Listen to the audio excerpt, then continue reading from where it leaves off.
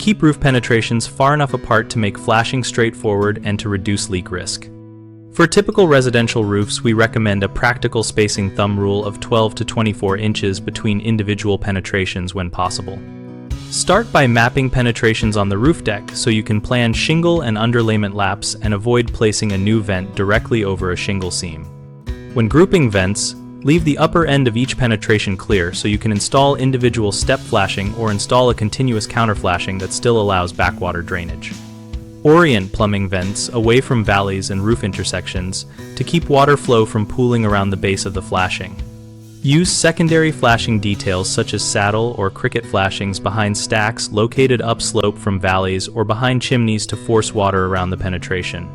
For roof areas where you cannot meet the 12 to 24 inch guideline, increase the quality of sealants.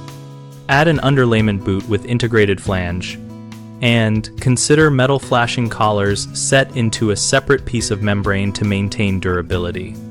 The three most common problems are clustering penetrations too close together, placing vents near valleys or hips, and relying solely on caulked boots for long-term water tightness.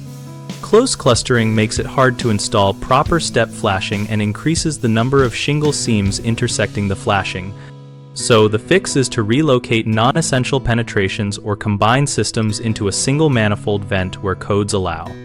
Vents near valleys concentrate runoff and accelerate flashing wear, so move vents upslope or add a cricket or diverter to redirect water away from the flashing.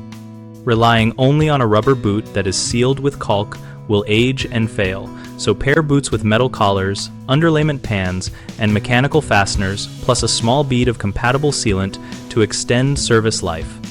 At bighomeprojects.com, we help homeowners find local contractors who can evaluate and implement proper roof penetration, spacing, and flashing details, and we help contractors find work from local projects that match their skills.